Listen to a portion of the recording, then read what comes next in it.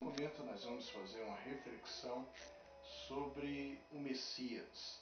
Para quem não sabe, nos textos da Bíblia, há manifestação, principalmente no Novo Testamento, um desejo judaico sobre a expectativa messiânica.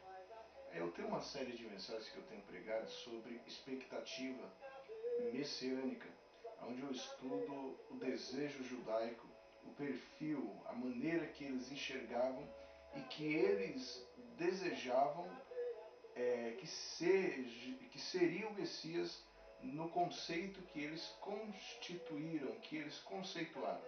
E hoje nós vamos, com base nesse movimento messiânico, nós vamos ver aqui em Mateus, capítulo 1, a partir do versículo 21, eu quero falar hoje sobre o Messias que se identificou com o drama humano.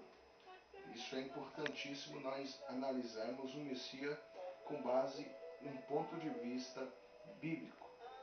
Está escrito assim: ela dará à luz um filho e lhe porá o nome de Jesus, porque ele salvará o seu povo dos pecados dele. Tudo isso aconteceu para que se cumprisse o que foi dito da parte do Senhor pelo profeta: a virgem conceberá e dará à luz a um filho, e porá o nome e o chamará pelo nome de Emanuel, que quer dizer Deus conosco. José, despertando do sono, fez conforme o anjo do Senhor lhe ordenara e recebeu a sua mulher, mas não a conheceu até que ela dera à luz um filho e lhe pôs o nome de Jesus.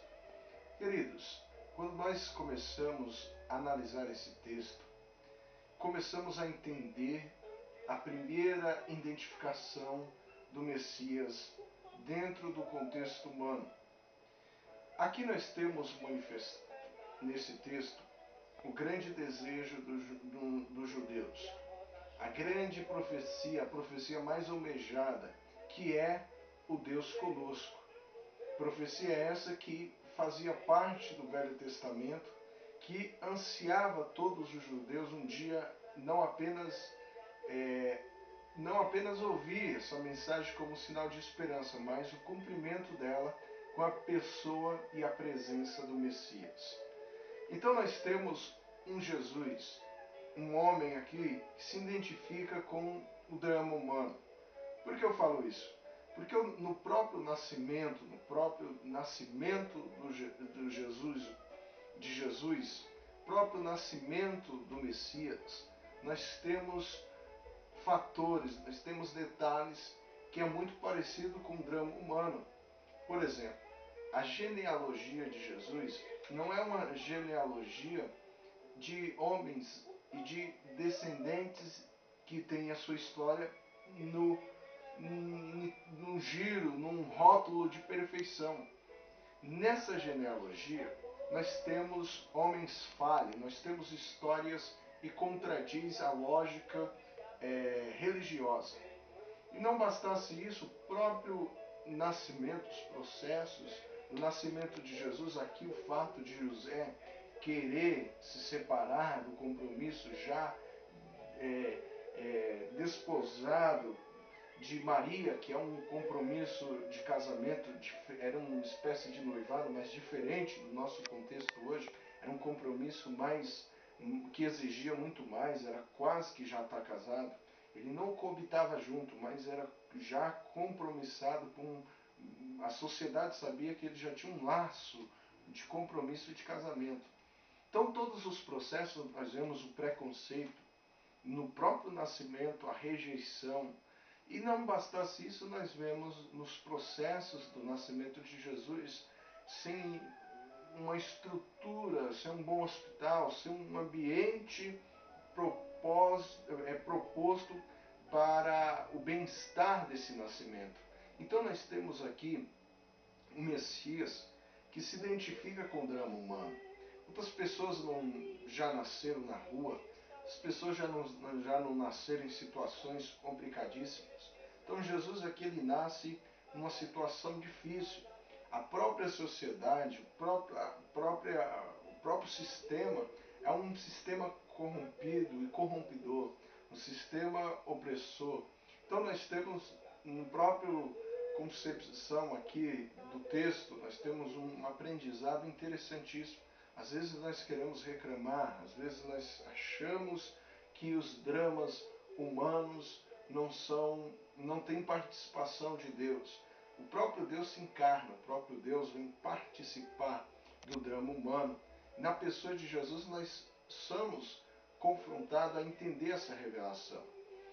Você vê que o rei Herodes manda matar Jesus, uma criança, e por circunstâncias de injustiça, outras crianças são executadas. Então nós vemos o processo desse Messias que se identifica com o drama humano.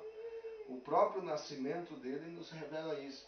E a história de Jesus, o preconceito que ele sofreu da sociedade, o preconceito que lhe cercava constantemente, a exclusão dos religiosos, as falácias, as calúnias, a própria morte dele, o julgamento dele se dá de noite, às escondidas. O processo da vida desse Messias aqui é um Messias que se identifica com o drama humano.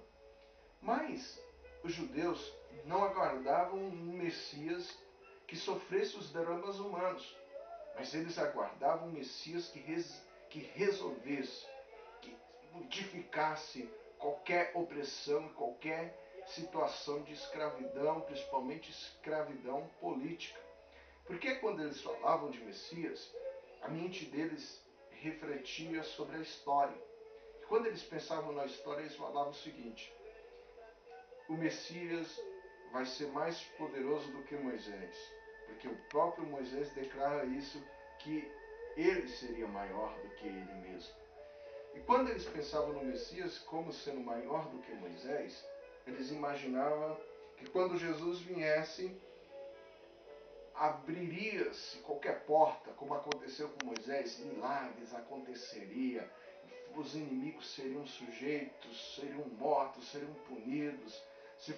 Então, quando eles falavam do Messias, eles imaginavam um Messias super poderoso, cheio de poder político, poder no quesito de milagres. Quando falavam de Jesus, quando começaram a falar de Jesus, não acreditavam que esse fosse o Messias. Por quê? Porque ele vem de uma cidade pobre, pequena, nascido em circunstância totalmente desfavorável, nasceu em uma situação de pobreza, de dificuldade, enfrentou constantemente perseguição, foi rejeitado, foi caluniado. Então esse não era o Messias, porque o Messias que eles esperavam era poderoso. Ele estendesse a mão, o fogo caía. Então era diferente do contexto e da situação que eles imaginavam. Então que nós vamos aprender que em Jesus há identificação pessoal, há identificação do nosso sofrimento, dos nossos dramas. Quando você estiver sofrendo, lembre-se que em Jesus ele também sofreu, e que você, por ser humano, os dramas humanos, seja vencido através da esperança que temos em Jesus. Porque a conclusão que eu quero fazer agora é essa: tudo ele sofreu, ele passou, mas na ressurreição dele nós temos a esperança de um novo amanhã. Que Deus nos abençoe e até a próxima. Amém.